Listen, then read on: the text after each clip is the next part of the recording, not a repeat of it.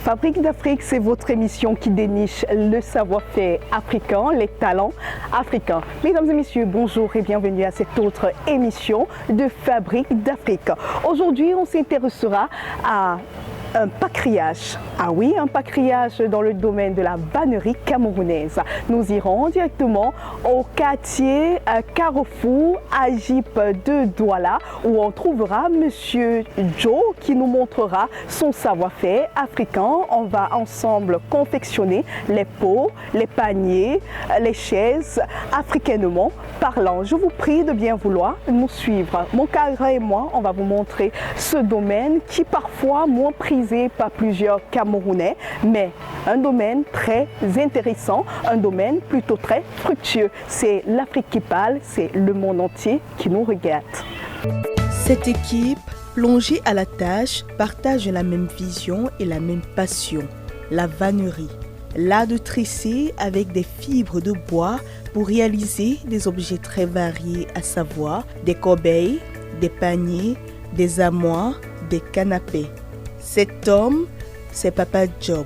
Âgé d'une soixantaine d'années, il est né et a grandi dans le nord-ouest du Cameroun. En 1993, il plaque tout pour aller poursuivre sa passion dans la vannerie à Douala, la capitale économique du Cameroun.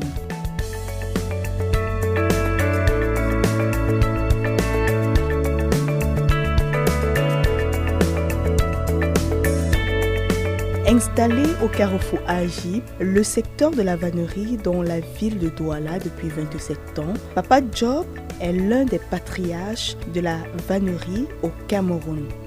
Ce samedi, il nous montre les différentes étapes de la réalisation d'un pot pour fleurs et pour mannequins aux perruques et aux greffes. Nous arrivons à temps lorsqu'il finit le raclage du bois et débute avec la réalisation.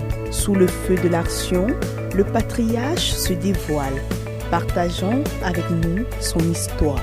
Je suis Job, je fais dans la vannerie. Le travail, c'est un travail que j'ai appris quand j'étais petit au centre de fabrication. Après l'école, j'ai aussi entré dans la vannerie, comme vous voyez là. Ça fait combien d'années déjà? J'ai laissé le classe de bac 92. Ok. Et 93, j'ai entré dans le travail. Ça fait 27 ans déjà que vous êtes vannier? Oui. Quand celui qui a mis long dans le travail ici, il doit voir aussi le client. Beaucoup de le pot qu'on fabrique, c'est pour ceux qui revendent. Tu vois, ceux qui mis long au marché nous connaissent. Ok. Parce qu'ils peuvent aussi aller exposer au marché et revendre aussi. So, on a mis long avec certains gens. Parlons de la matière première qu'il utilise. Papa Job nous explique qu'il existe une différence fondamentale entre un bois de type catalan et celui de type rotin.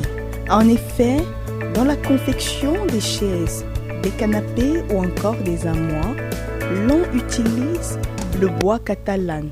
Par contre, les pots et les paniers se font à l'aide du bois rotin.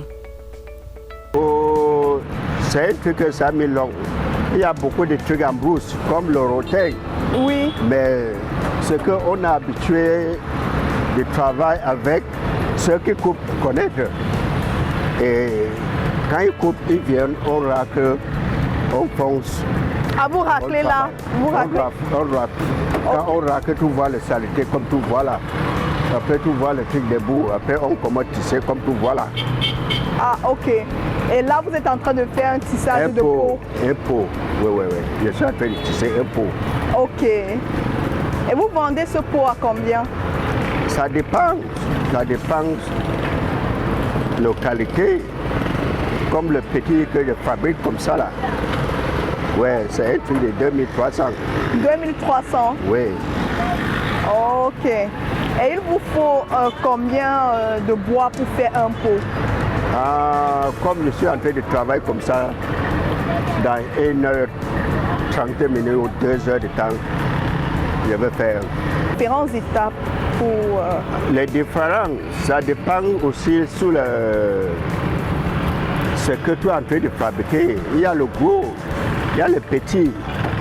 Et c'est qu'on il y a beaucoup de fonctions. Toutes les choses ne sont pas les mêmes. Oui. Les autres sont pour le fleur. Oui, ce qui est pour les fleurs, ce qui est pour les fleurs. Les autres pour les mèches. Oui. Le panier le porte-perruque. Oui. Oui. So, quand on tisse un panier, tout chacun a une fonction. Et il suffit juste de tourner. Ça veut dire que tout le monde peut devenir vannier du jour au lendemain. Ah, c'est facile, hein? C'est facile parce que c'est un travail que tout le monde, quand tu vois ton frère travailler, toi aussi tu apprends. Ce n'est pas un truc que tu vas partir à l'école pour que c'est difficile. On n'a pas besoin d'écrire.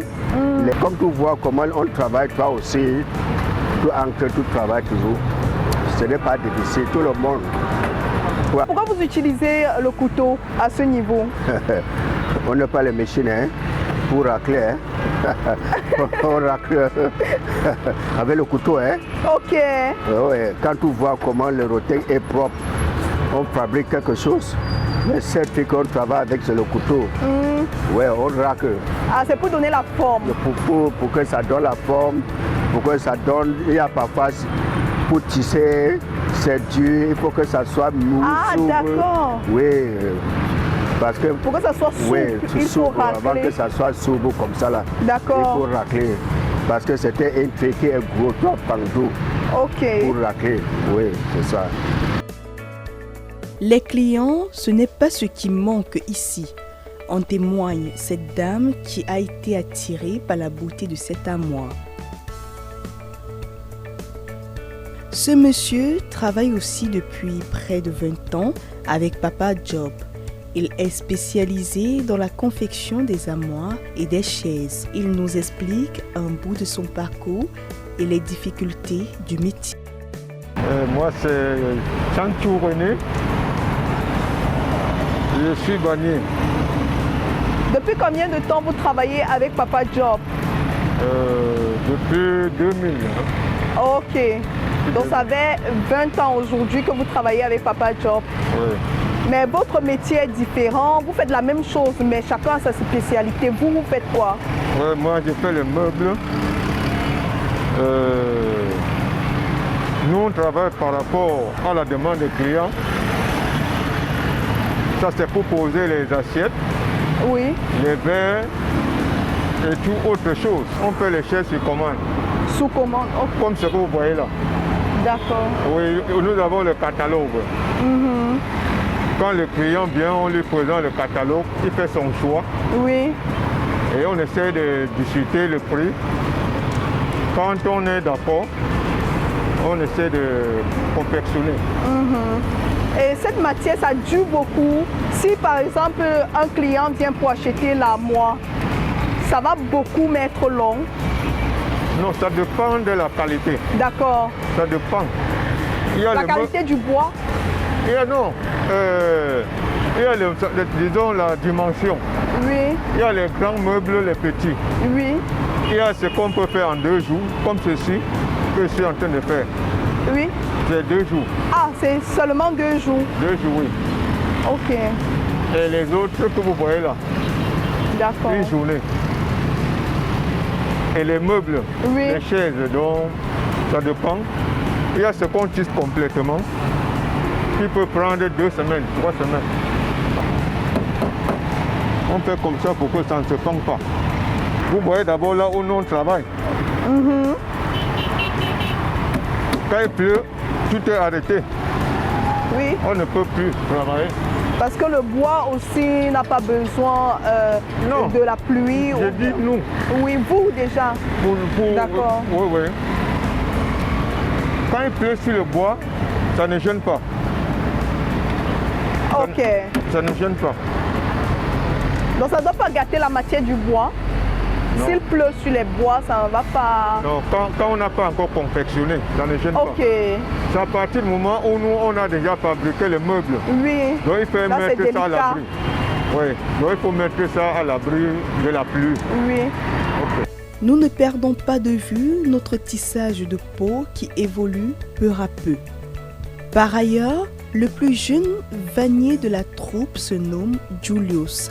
Il connaît la vannerie depuis son jeune âge. Originaire du nord-ouest Cameroun, après ses études secondaires, il arrive en ville pour poursuivre sa passion.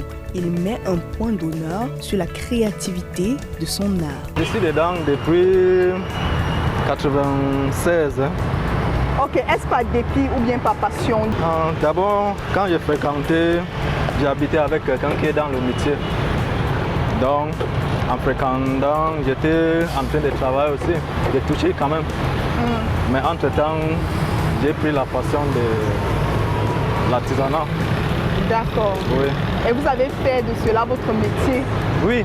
Vous êtes content? Je suis très content d'entrer dans la... Donc j'ai trop de passion dans les créativités. La créativité? Créativité, oui. Ok. Oui. Et on le voit d'ailleurs. Oui, j'aime trop créer. J'aime les choses, imaginer, créer. Donc comme j'étais dedans,